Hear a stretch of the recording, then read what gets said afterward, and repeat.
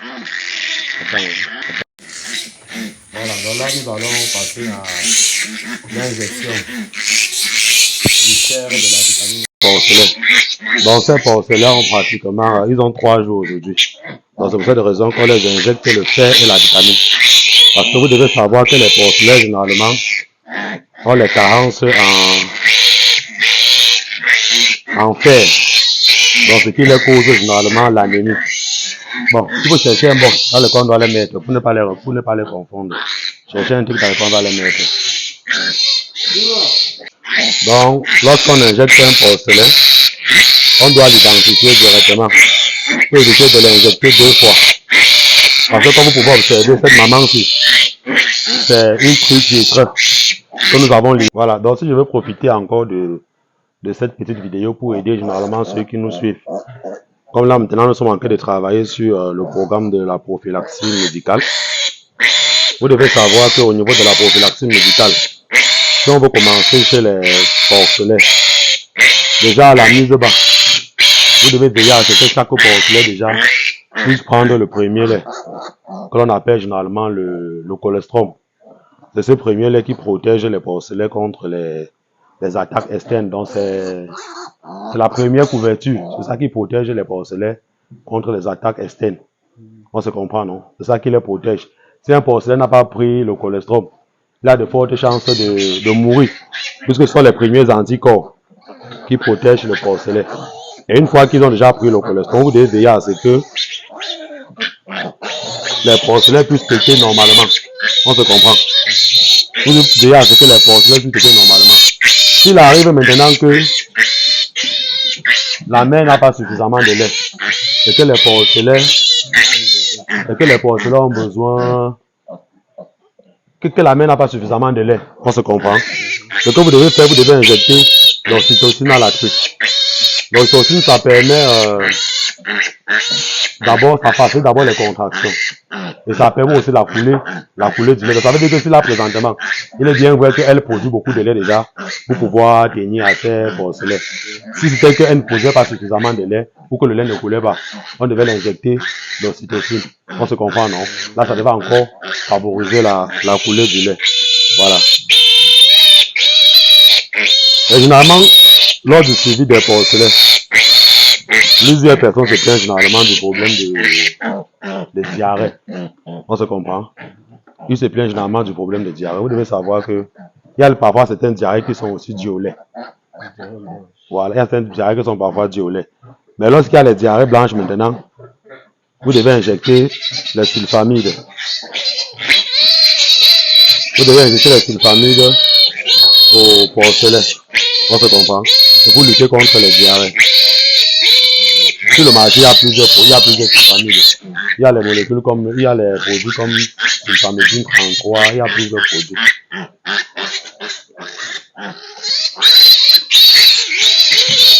Et maintenant, lorsque tu as déjà bien nourri tes porcelains, tu as atteint l'âge de 35, 40, 45 jours. Ça veut dire que là maintenant on prépare ce qu'on appelle le sevrage. Voilà. Et maintenant pour sevrer les porcelains maintenant, vous devez maintenant les déparasiter d'abord.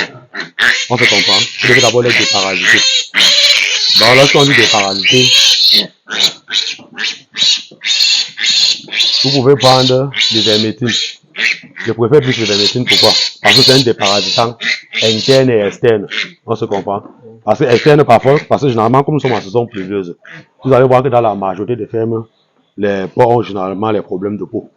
Il y a généralement la gale qui les dérange, tout ça là. Donc c'est mieux de prendre un déparasitant interne et externe. Voilà. Donc c'est pour ça que je conseille plus de prendre des vermicide. Voilà. On vermicide le porcelain. Et on vermicide aussi la mer. On se comprend. Et quand vous vermicidez la mer maintenant, quand on vermicide la mer, elle a au trop 5 jours pour que la chaleur revienne chez elle. On se comprend. C'est pour ça que généralement, on aime plus quand on fait le groupement de chaleur. Donc ça veut dire que les tuyaux mettent bas au même moment. On se comprend. Lorsqu'elle est là maintenant, on les stresse. On envoie tous les tuyaux là dans une loge. On change les loges. pour stimuler les chaleurs naturellement. Parce qu'une technique aussi pour stimuler les chaleurs naturellement, il faut stresser la truie. Donc ça veut dire que quand tu changes, donc ça veut dire que ces amibas ici là, c'est l'amiba là-bas, on les regroupe tous. Même 5 truies par loge, maintenant on change leur loge. On leur coupe l'aliment. Même une journée. On se comprend, non? Voilà, pour les stresser davantage. Le lendemain, quand tu mets l'eau et l'aliment, il y a déjà les chaleurs. C'est une technique pour faire venir les chaleurs naturellement chez les truies là-bas. Et quand c'est comme ça maintenant, tu sens maintenant le mal. Tu peux directement envoyer déjà le mal dans les loges où les truies peuvent déjà aller retrouver le mal dans sa loge.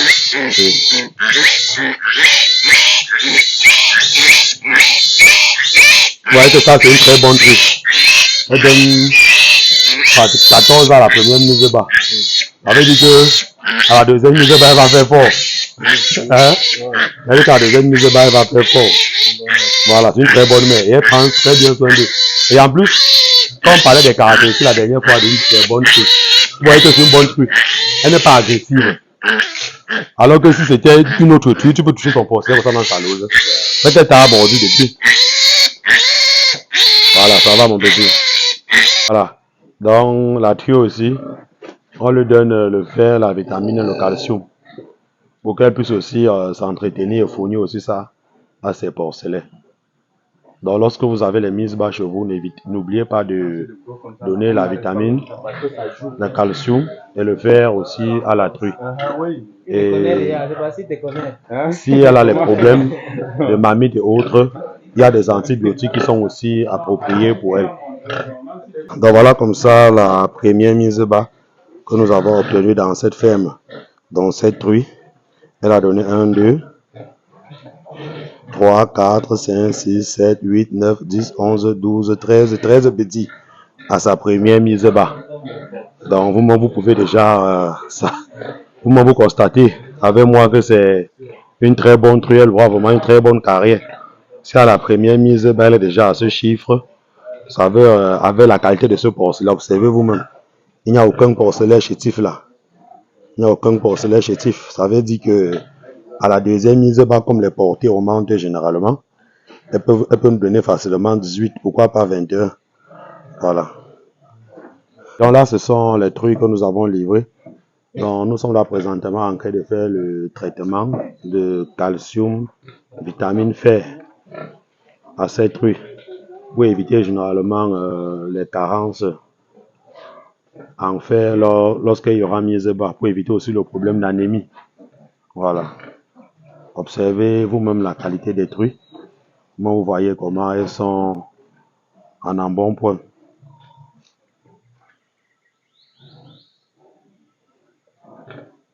Oui, les erreurs que certaines personnes commettent généralement, c'est que lorsqu'une truie comme celle-ci, qui a une portée élevée de 13 porcelains à la première mise bas, lorsqu'elle donne ce résultat, l'erreur qu'ils commettent généralement dans leurs exploitations, c'est au niveau de l'alimentation de la truie.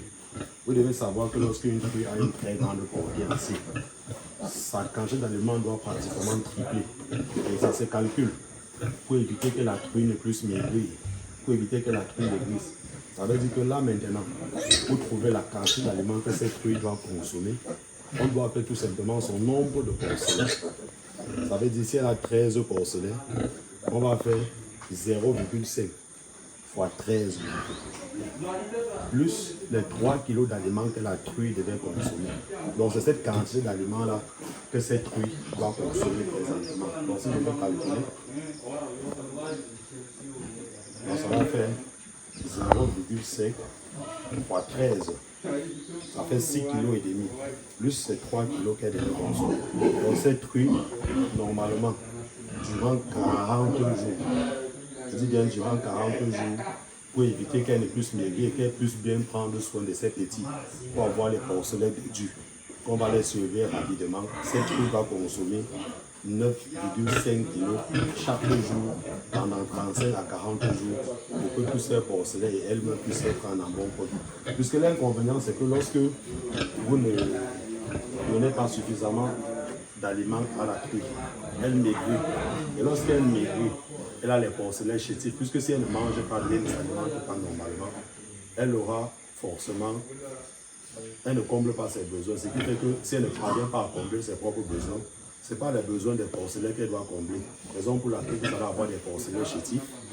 Et après, vous allez vous plaindre qu'on a eu les porcelains, on a eu une mise de 13 et on a servi peut-être 4 ou 5 parce que les porcelains ont maigri et ils ont chuté et ils sont morts à cause d'une mauvaise alimentation. Mais il faut veiller pour l'alimentation de votre truc. Et lorsqu'elle est aussi bien alimentée, ça vous permet de gagner en temps. Parce que lorsque vous servez les petits, étant donné qu'elle est déjà en forme, vous croisez la truie directement. Donc lorsque vous la déparasitez, vous la croisez directement. Autant lorsqu'une truie a une portée élevée comme celle-ci, à la première mise bas, ça veut dire qu'elle d'abord elle est encore assez jeune. Et si vous ne prenez pas bien soin d'elle, elle doit complètement maigrir. Et lorsqu'elle maigrit, vous ne pouvez pas la croiser directement. Parce que si on voit les autres d'une truie, il est interdit normalement de croiser cette truie. Ça veut dire que là maintenant, vous serez obligé de nourrir encore la truie pendant 21 jours. Avant de la croiser, vous allez voir que vous allez perdre pratiquement 21 000 pour alimenter cette truie. Sur ce site, on n'a pas encore fait le forage. On n'a pas encore fait le puits aménagé. Donc pour l'instant, on utilise cette petite sauce là que vous observez pour alimenter les bêtes. Donc ça c'est aussi l'un des avantages lorsque vous prenez un terrain où il y a une petite zone marécageuse où vous pouvez facilement trouver de l'eau. Ne serait-ce que pour nettoyer les bêtes ou pour les abreuver. Donc c'est aussi un très grand avantage pour vous. Donc comme vous pouvez observer là, à l'aide d'une motopompe, on prend de l'eau là et c'est ça qu'on envoie au niveau de la porcherie. Et les porcs consomment ça sans problème. Oui. Mais il faut aussi savoir que c'est pas tout type d'eau qu'il faut utiliser pour l'alimentation des bêtes. Parce que si c'est une eau qui provient des zones inconnues, nous ne vous conseillons pas. Parce que ça peut contaminer votre cheptel. Donc vous pouvez imaginer que par exemple, s'il y a une autre ferme à quelques kilomètres d'ici, et que par exemple, il y a peut-être une peste porcine et que peut-être il nettoie les dégestions de porc ou le sang qui circule dans cette eau, il est très facile que ça contamine tout votre cheptel. Donc nous vous conseillons de toujours prendre le forage ou un puits aménagé, c'est très mieux. Mais pour un début, vous pouvez utiliser les petites zones marécageuses d'abord pour abreuver vos animaux. Dans les zones marécageuses, lorsque vous voulez acheter votre terrain, nous le conseillons plus parce que vous avez la possibilité de faire des étangs. Donc de faire des étangs pour nourrir vos poissons à l'état naturel. C'est vraiment très mieux